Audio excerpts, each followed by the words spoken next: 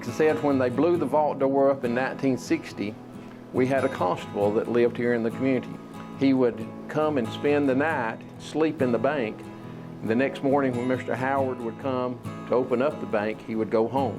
But until they got the new door put in, he stayed here every night in the bank. The firefighters at that time, there was no water except out of the creek. They had a very difficult time trying to preserve and save the bank building and the post office, the old post office building. Mr. Howard was very reluctant to allow them to come inside the building, but finally he let the sheriff of Cannon County, Mr. Robert Bogle, stand in the front door, and he promised him that he would make sure that nobody took anything out of the bank.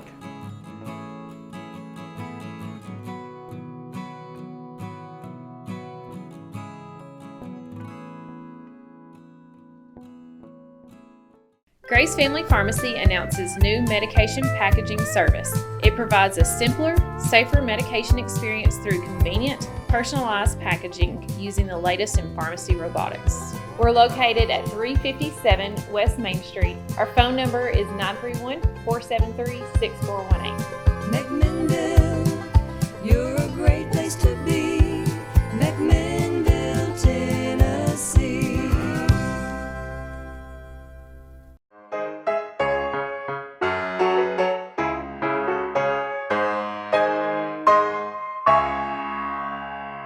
Not many things last a lifetime, but when they do, there's something special.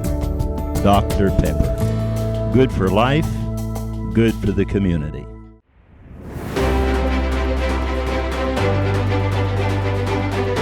Welcome to another edition of Community Insight.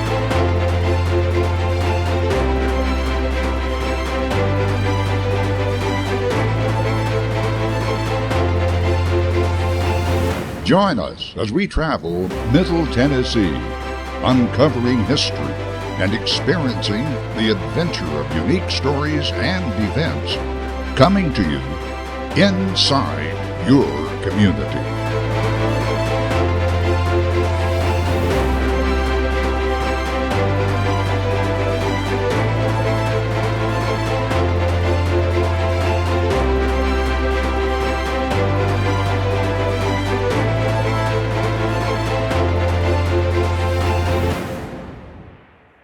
Hi, I'm Gary Hancock, and today you're in Gassaway, Tennessee. We're at the Melton's Bank and the Gassaway Post Office. Post office is no longer in service, and neither is the bank. But we have it today as a part of history, and we've turned it into a museum area of the Gassaway community. My wife, Jama, and I bought the building in 2018 and started repairs on it. And we had our grand opening in 2019. If you'd like to contact us for a tour, my phone number is 615-464-7997, or my email address is gjem@dtccom.net. I'm going to give you a little brief history of just a few of the points about our Gassaway Museum in the Melton's Bank. If you'll follow around with me. This is a map that was given to the post office in 1925. The building that we're in was moved and occupied starting in January of 1925. The Melton's Bank existed and continued to serve the people in this area continually, never stopping until 1986, when the last Mr. Howard Kidwell passed away. The map was given to the post office in 1925 when they began operations here after moving from the Melton's Mercantile Store. And it continued in operation until 1973 when the post office in Gassaway was merged with the post office in Liberty. The bank has been robbed 2 times in its existence. One time was in 1933. They got $2,300. This is a picture of Mr. Jim Kidwell and his son, Howard Kidwell. This was made in about 1949. Mr. Jim passed away in 1950. but Mr. Howard lived on and continued to run the bank until 1986. But in 1933, two men came in the bank. One stayed outside in a car and robbed the bank of $2,300. Mr. Jim shot at them when they went across the bridge leaving Gassaway. The other time that it got robbed was in 1960 on a Saturday night. They broke through a window on the side of the bank. They came in, nobody of course in the bank at night. At that time the vault door was wood structure, just 4x4 oak timbers. They took dynamite and blew the door open. When they done that, there was 2 cash drawers for the 2 cash windows, in which there was $300 cash in each drawer, as they would start each day with. So they took the $600 cash. They also took a little metal box that had war bonds and savings bonds in it. The next morning, the Wilson County Sheriff Department found that metal box in a ditch at Shop Springs. They brought it back. Mr. Howard verified that it was the box from the Melton's bank. It still had the war bonds and savings bonds inside. So they got those back, but they never got the $600 back. Also back through here, this is a home switchboard from the little home telephone company. These are the people that ran it. Mr. Sammy George and his wife, Jenny Tate George. They ran this out of their home, as it was the home telephone company, and it remained in operation until 1958 when DeKalb Telephone Cooperative bought the little home telephone companies out. Here's a pictorial picture of Gassaway about 1920. See how clear the hillsides are. Farming was their main purpose in that period of time in this area. There was 2 grist mills, 5 sawmills, a hat shop, shoe shop, and a little mattress company that operated in Gassaway, along with 4 mercantile stores as well. This was what they called the warehouse, where they would make the wheels and the spokes. They also sold wire, barbed wire, fencing wire, and things of that nature at the warehouse. This picture here of Mr. John Melton's house. He lived next door to the Melton's mercantile store, which has been next door to the bank and the post office. It was the first house that had electricity in Gassaway, and the way that he had a separate building, and he had a kerosene generator in it. We'll take a quick trip into the vault. Like I said, when they blew the vault door up in 1960, we had a constable that lived here in the community. He would come and spend the night, sleep in the bank. The next morning when Mr. Howard would come to open up the bank, he would go home. But until they got the new door put in, he stayed here every night in the bank.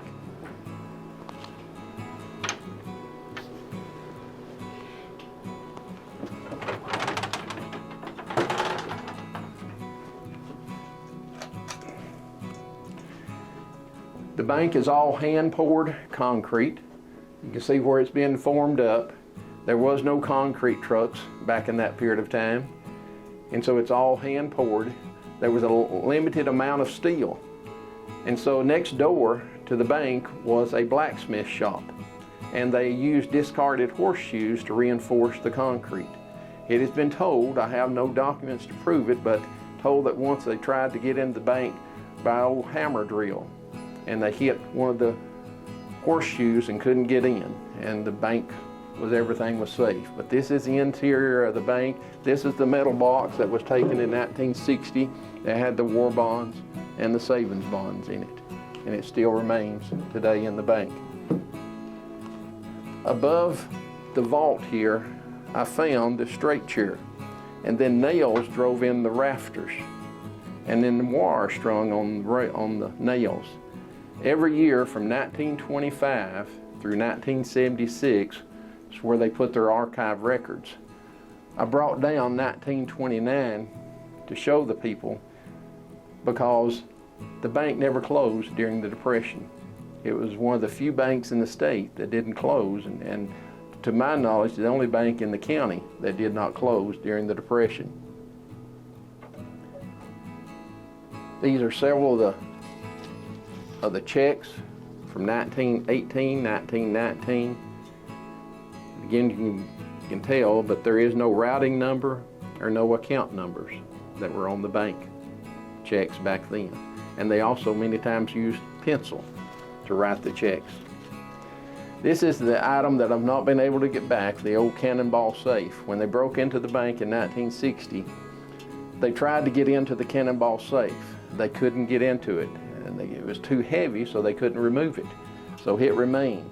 I do not know where that was. I know that it was here in 1987 when First National Bank out of Manchester bought the charter.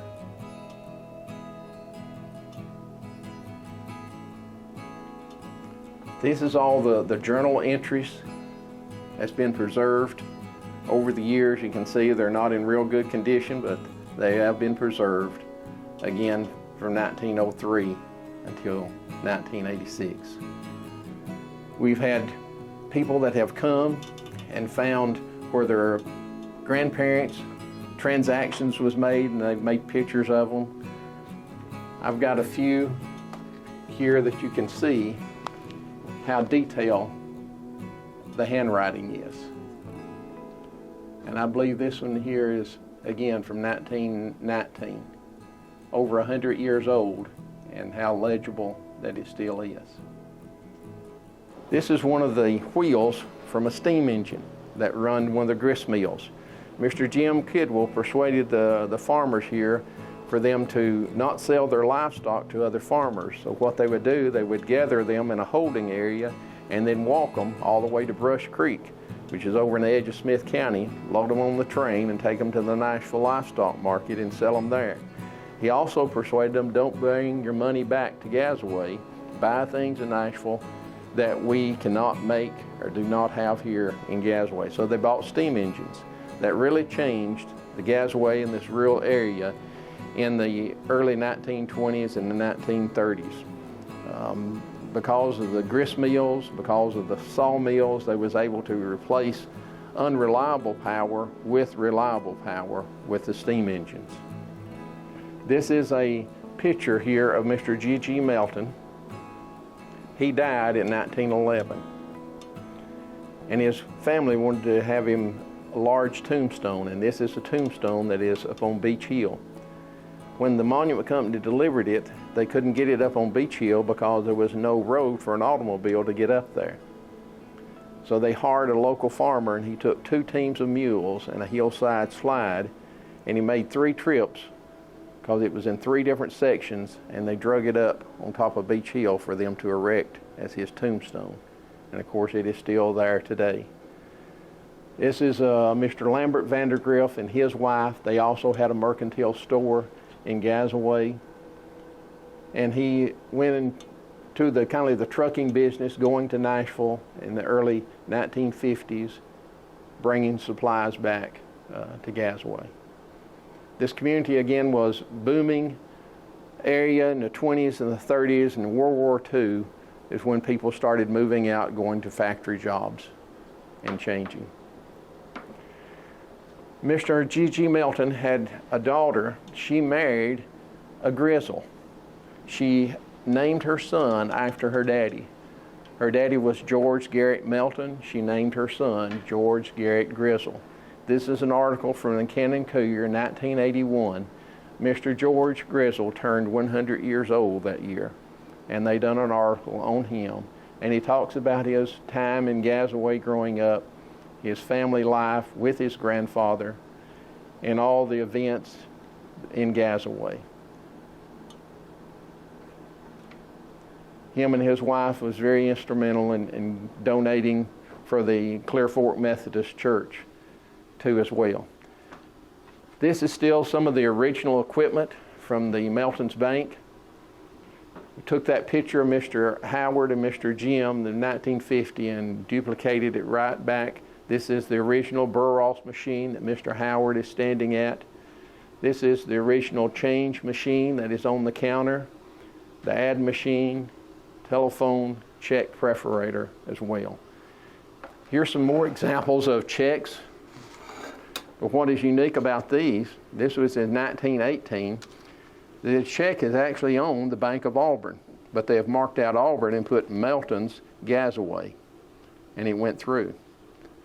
So again, it was very common back in this period of time to use checks even from different banks.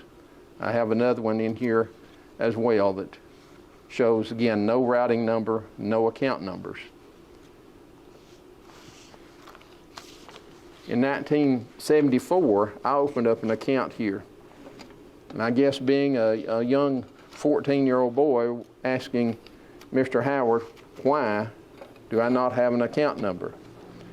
And he told me, you will not have an account number. You never will have an account number because I know everybody's account and I know their signature. And he did.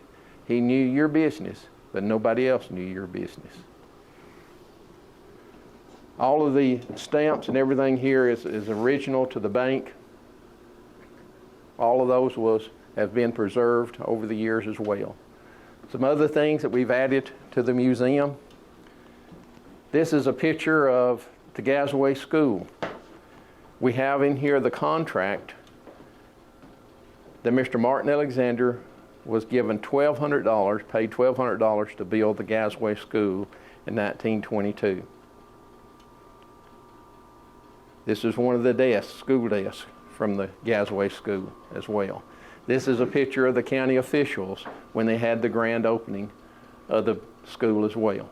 The original school in Gassaway was built upon Beach Hill, where the cemetery is now, by this gentleman. His name is Luke Lee Melton. He was a cousin to G.G. Melton. He was a very religious man. He built a log structure about in 1851, and he would use the building on Sunday to preach. His wife at that time was probably the most educated person in Gassaway. During the week, she would hold school in the same building. This is a desk, a little table from the maneuvers. During World War II, they sent maneuvers in here because this area was very similar to the geographic settings in Europe. My grandparents had a farm, George and Leela Hancock, and they occupied their farm to do their training with. My grandparents had chickens, raised a lot of chickens, and during that period of time, they would come and get some of their chickens to eat instead of eating their rations. When they left my grandmother this little table for her to use. This is some pictures of individuals that went to World War I. The gentleman here with a hat kind of cocked up sideways, that's my grandfather.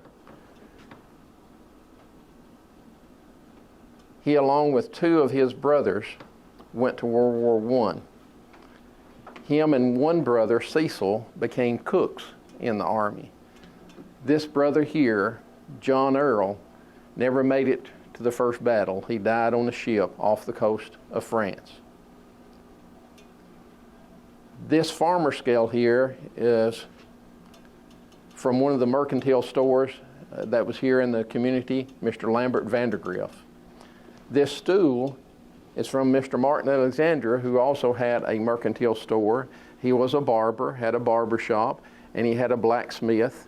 So he done a little bit of blacksmithing. And again, he was also the carpenter that built the Gassaway School and some other houses here in Gassaway over the years. On far here on the north side. The firefighters at that time, there was no water except out of the creek. They had a very difficult time trying to preserve and save the bank building and the post office, the old post office building. Mr. Howard was very reluctant to allow them to come inside the building, but finally he let the sheriff of Cannon County, Mr. Robert Bogle, stand in the front door, and he promised him that he would make sure that nobody took anything out of the bank. This is Mr. Clyde Noakes. Me and him became buddies, and I would go to his house every Sunday. He knew the history of Gassaway. Him and his family lived up in Mill Holler. And as I would go see him, he kept asking me, what are you going to do with the bank building and the post office building? I told him, Mr. Clyde, it's in such bad shape, it's going to take me so long to get it repaired. I don't know what I'm going to do with it. Well, one Sunday I was there. He got up and he had hanging on a post in his room there, this guitar. and he says, you need to make it the Gassaway Museum, and here's your first entry to it. This is another gentleman that also went to World War I. His name was Bill Markham. He didn't know how to play the fiddle, but he bought it in France. He brought it back. And another gentleman had a guitar. Another one didn't have an instrument, but he made a banjo out of a hide. And they would go up and down the road persuading people, let us come and entertain you. Well, their entertainment was to take the furniture out of their house and to play music for them and square dance. That was given to me from a great niece later in the end. This is Mr. Clyde Stetson's hat. This is a proclamation that the state of Tennessee had made for him, and his sons donated this to the museum over the years after Mr. Clyde's death. This is original George Washington that was here in the bank. Again, another one of the journal entries. This is back in the 1890s, showing again here some banking that was going on as well before the charter actually existed as well. It's one of the mills, I guess, right here. This is Henpeck Mill. This is over on Cavender, that's here in Cannon County. And that is the farmstead that's over on the Harrican Road. That house is still standing today as well. And this is one of the caves between here and Liberty, where they used extensively during the Civil War getting saltpeter out of. That's a picture of my father. He was first elected as County Road Commissioner in 1964, and he remained in positions doing with the County Road Department until his death in 2017. And that's a picture of my mother. She started the insurance agency in Woodbury Insurance Agency, 1974. And that's the three schools that have been closed this past year in Cannon County, the Short Mountain, the East Side, and the Auburntown schools as well.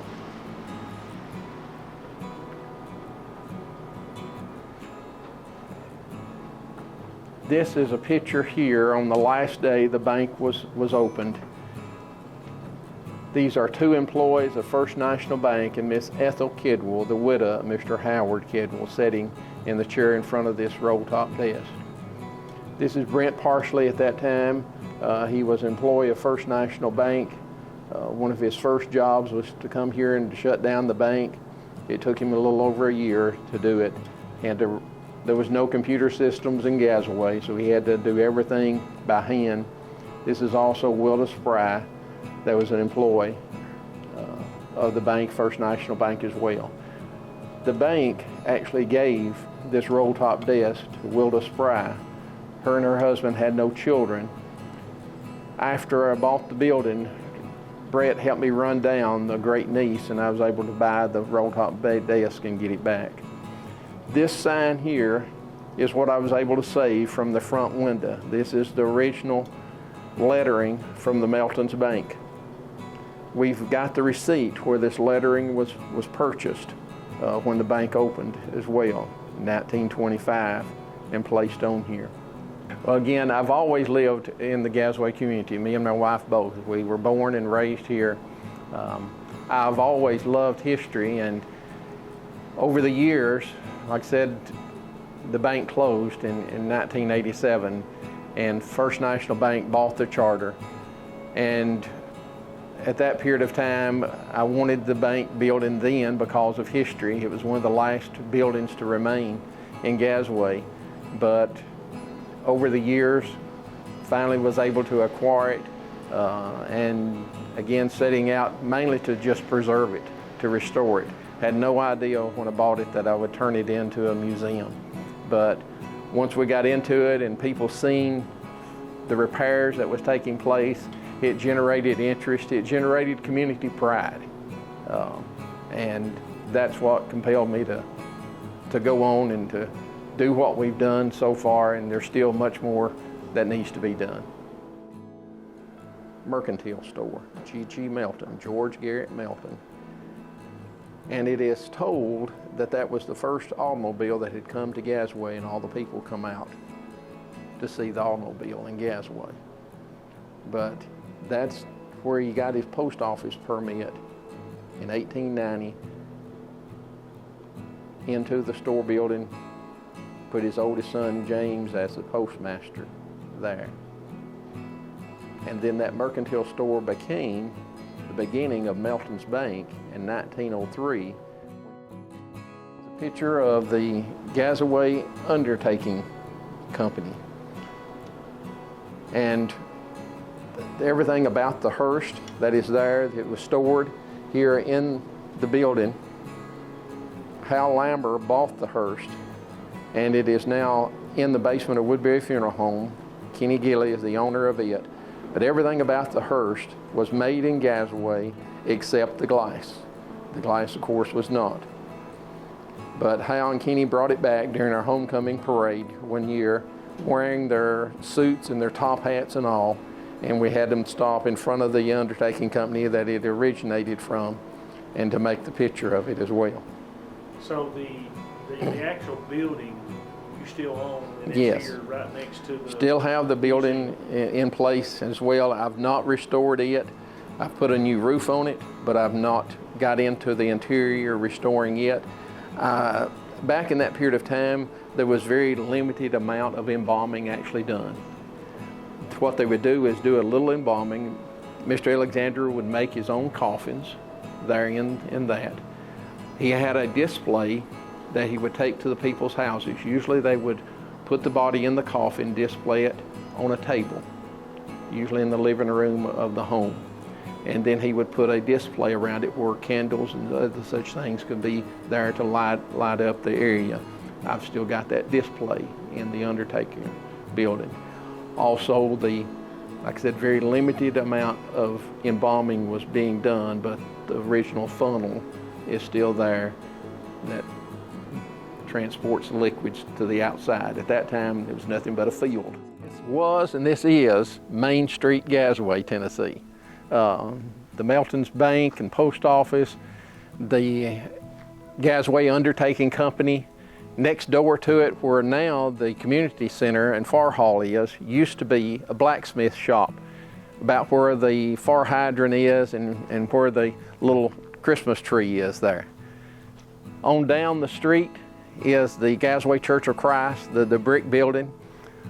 The road to the left is Hogfoot Road. It's where the hat shop, shoe shop, mattress company was. On down the road, for me at about 3/4 of a mile is where the little home telephone company was, and then about a mile on further is the Clear Fork Methodist Church as well. There's mainly 3 congregations here in this area: the Church of Christ, the Clear Fork Methodist Church, and then Sycamore Baptist Church. Across on Kidwell Lane, you have where the Kidwells lived, Mr. Jim and Mr. Howard, and then the little pink top building is where Martin Alexander had his mercantile store, also had his barber shop, and he done a blacksmithing as well there at that location.